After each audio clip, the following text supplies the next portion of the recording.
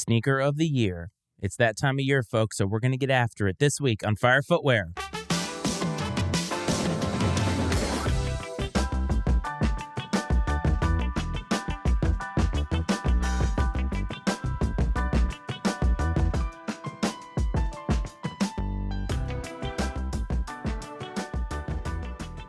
Welcome back to Fire Footwear, everybody. As always, this is your host, Matt Frates. I'm thankful that you are here. I hope this finds you well, and I want to welcome everybody who is brand new to the Fire Footwear community. It means a lot, especially this time of year as we are wrapping up the end of the year, that you are here and that you are celebrating this show and hopefully celebrating the end of a very good year for you. Sneaker of the year. In December, it's always the most talked about topic in sneaker culture, no matter what. I guess it doesn't always happen that way. I guess there could be somebody that is making more headlines than Sneaker of the Year. But generally speaking, most people are trying to get their lists out of what they think the Sneaker of the Year is. Now, I should tell you that the Sneaker of the Year is a very subjective benchmark to reach. And that's just the way that it is, because the way that you see sneakers or the way that you see sneakers doesn't necessarily mean that we all are going to see them the same way. I think many people can objectively agree to the fact that there are certain shoes that are probably great across the board, but I think that there are many different reasons as to why people see something as better than something else. This time of year, a lot of the news and media outlets in the sneaker community are trying to get their lists out before the other people in the community. And it's because they want to have the first list out so that when other people have other shoes that are similar on that list, the people who are consuming that content are going to say, look, your list is the same as Complex, or look, your list is the same as Sneaker News. Whatever the reason, people are trying to get this list out. And while this episode is going to give a list of some type, I think that it's always a good idea to deep dive into the concept of Sneaker of the Year. Because I think when we look at it again, we're not all looking at it through the same lens. Again, the reality is that sneakers are subjective. What I like and what you like won't necessarily align all the time. As a matter of fact, even if there is a shoe that across the board people say, man, that is fire, it doesn't mean that everybody is going to see it that way. It's the same as in whether you think somebody is attractive or not. In sneakers, I think it is one of the most subjective hobbies that you could have because there are so many different shoes that come out. We're talking about hundreds of shoes that come out. And to try and pare that down to a top 10 list even is really, really difficult. When you think about all the shoes that come out on a given weekend, it's very hard to even remember all of the shoes. And so what I tried to do is I tried to go back and remember many of the shoes that had come out. There are more shoes that I forgot about than I had remembered. And that's where it comes down to how you make your list. Complex recently just came out with their top 10 from ComplexCon. And that had a panel that had people like DJ Clark Kent, which is somebody who I talked about a few episodes ago as far as icons in the sneaker game. And it's funny because as the shoes were coming across the board, he was getting what seemed to be more and more pissed off because there were some shoes on there that he thought, how could that be on this list? And that's where I think you have to take with a grain of salt what places like Complex or Sneaker News say in terms of their Sneaker of the Year. Because in my opinion, their lists are going to be very subjective, but in a different kind of way. Complex, Sneaker News, and really anybody in the content game that has something to lose has an incentive that is different from people like myself when it comes to making these lists. You're going to find a lot of similarities in these lists, and the biggest similarity is that almost all of those shoes are hyped in some way. Whether they're associated with Travis Scott, whether they're associated with Drake, whether they're associated with Fat Joe, there is some association that links all of these shoes together. Almost all of the shoes on that top 10 list, not all of them, but almost all of them, have some type of an affiliation with somebody who helps pay Complex's bills. And I mean that as in people that you see on Full Size Run or people that are on Sneaker Shopping. These people get other people to watch and click on their content. That's the game that Complex is in. And I talk about this a lot with them. And again, I don't hate Complex necessarily. I do think that they fill a space in the community and the content community that is necessary because they are breaking news in some fashion, although that ability is waning day by day as people are able to break news on Twitter or X or whatever it's called.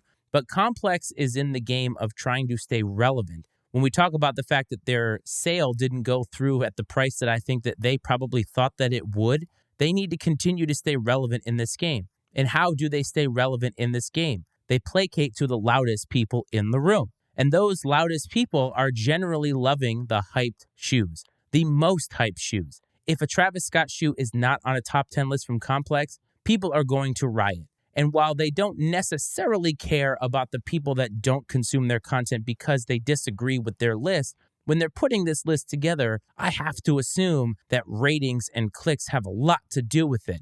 Just to even rewind a few weeks ago, if you're a college football fan, many people were upset that Florida State didn't make the college football playoff because they felt that schools like Texas and Alabama were in the pockets of the NCAA, and more specifically the College Football Playoff Committee. And maybe there is some validity to that because Alabama and Texas move the needle, whereas maybe other schools like Florida State don't move it quite as much. The same thing applies here with sneakers. Travis Scott moves the needle. Fat Joe technically moves the needle. Drake, very much so, moves the needle. When I look at some of those releases, I think, huh?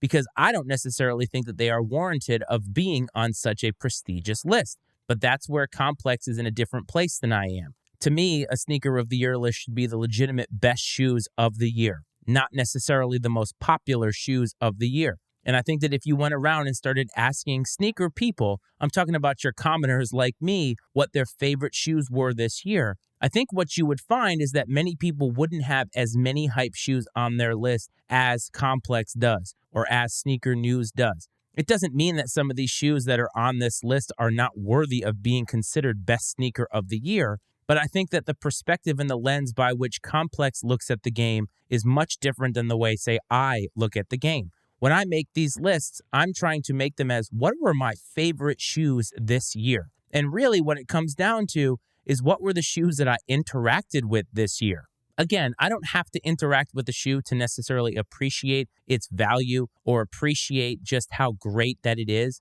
But what I can tell you is that this year specifically, when I look at the shoes that most people are putting in their pantheon for 2023, and for some people, and I even talked about this with Jordan 4s, are putting it in the all-time pantheon, I kind of take a step back and say, I don't think that that's necessarily realistic. So what have I tried to do here? Well, what I've tried to do is put together two lists for you, one hype and one not hype. And the hype list is when I look at all the hyped shoes or the most hyped shoes throughout the year, these are the 5 shoes that stand out to me. They are in no particular order, but this is just the way that I look at them.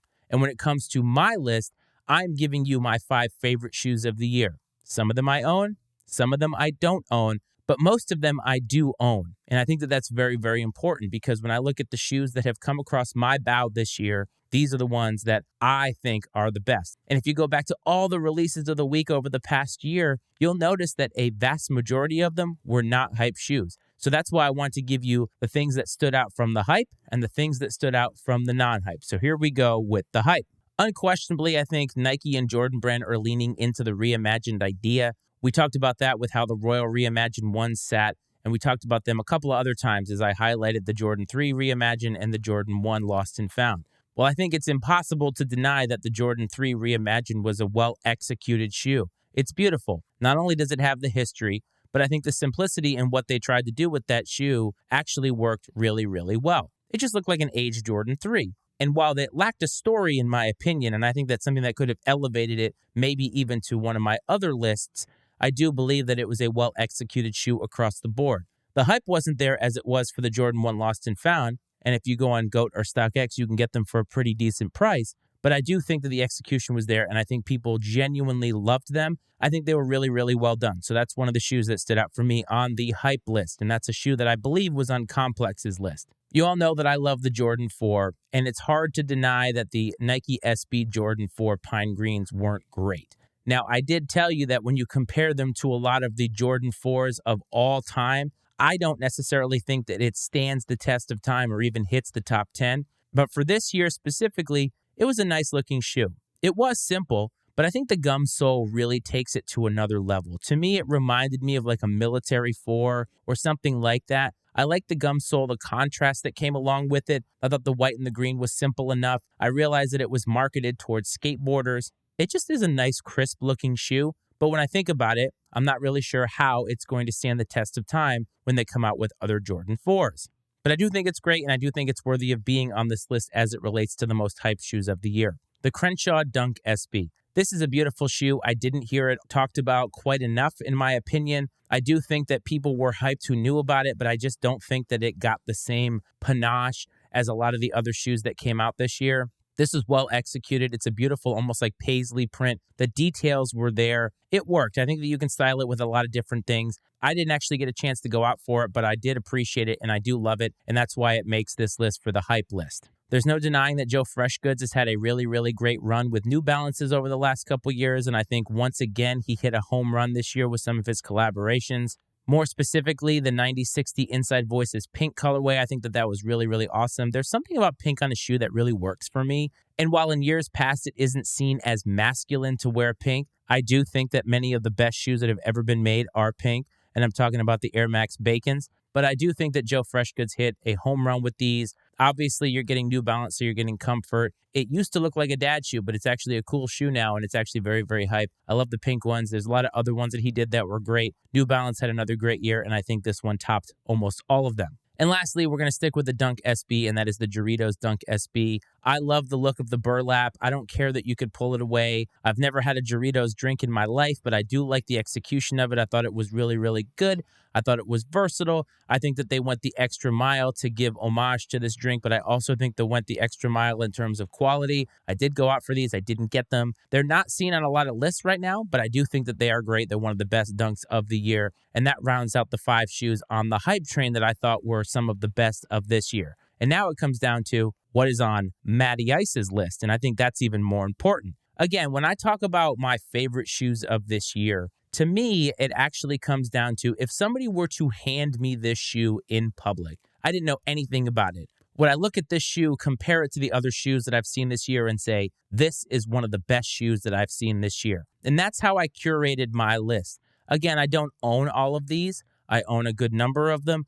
But these are the shoes that stood out to me in the sense that when I saw them compared to all the other things, I thought to myself, I have to have all of these. And we're going to start with a shoe that I've talked about a lot this year. I've posted a lot about it on Instagram. I've worn it a ton, and that is the Air Max 1 Big Bubble OG colorway. This is amazing. It's comfortable. It looks awesome. It's versatile. I own it. I can vouch for this shoe. I think it's awesome. A lot of people laughed at it because they didn't understand the history of the Big Bubble. They thought it looked ridiculous. And I get it, folks. But at the same time, we need to have a little bit more flexibility in our mental headspace to look at these sneakers and say, that's a great shoe. If you can't appreciate the fact that this is an OG colorway, then you're just doing this wrong. This is a great shoe. It's one of my favorites this year. It's probably one of my most worn of this year, and I just think it's awesome. So that's definitely making my list. The Crenshaw Dunk SBs were on my list. Now, this is one of the rarities of they made both lists, and not just because this is hype, but because objectively, this was a beautiful, beautiful shoe. I love everything about it. Again, I said the execution was awesome.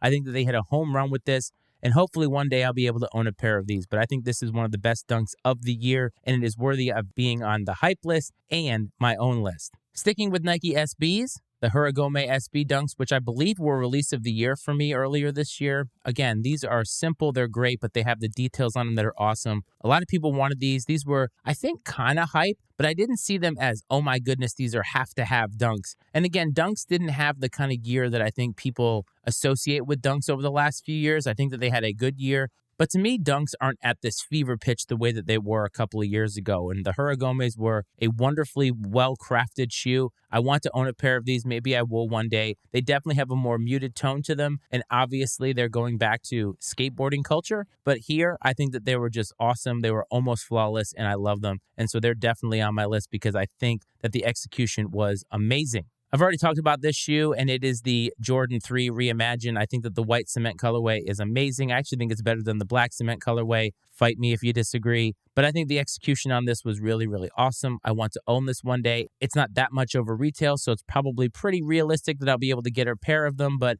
A+ from Nike and Jordan Brand on these. I just want them to get a little bit more innovative as they come out with more and more of these, because this is the future, and they are going to oversaturate the market with reimagined colorways. But I think this one still was hitting on the magic, just not quite the same as the Jordan 1 Lost and Found.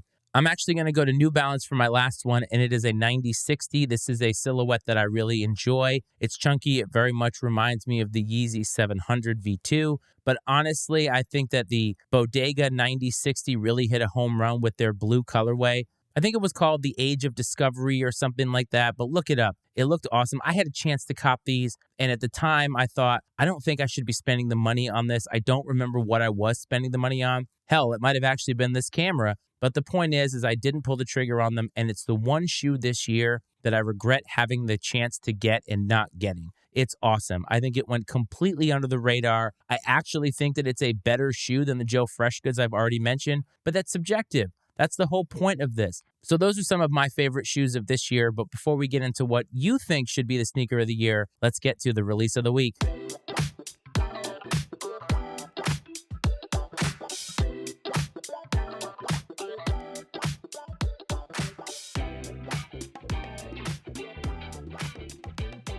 Release of the week, where I like to present a shoe to you that has caught my eye. It's not always hype. This one probably actually is hype, but it's just a shoe that I think that you should know about. Kobe Bryant obviously passed away in 2020, and they recently this year reignited the flame of the Kobe's with the Mambasitas.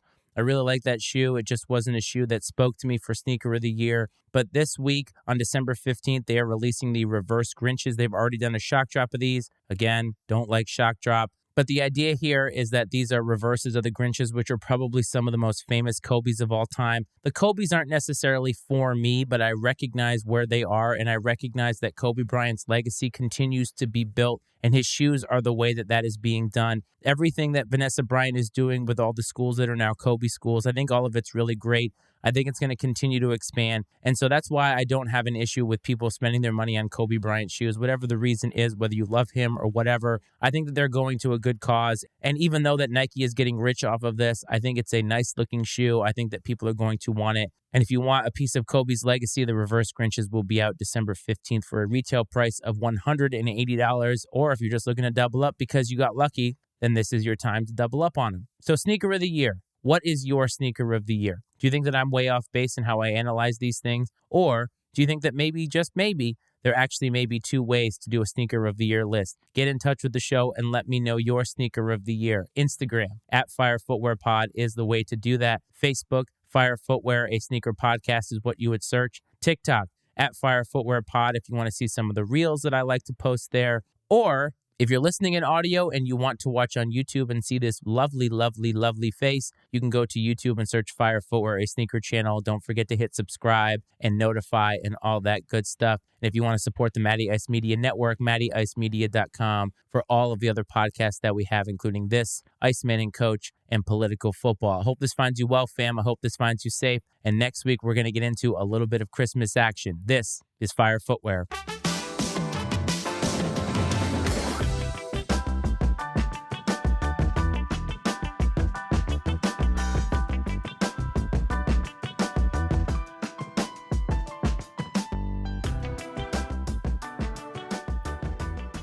The opinions and viewpoints expressed on Fire Footwear are those of Matt Frates and his guests, and not necessarily those of the Matty Ice Media Network. Fire Footwear is exclusively owned by Matt Frates and is brought to you by the Matty Ice Media Network.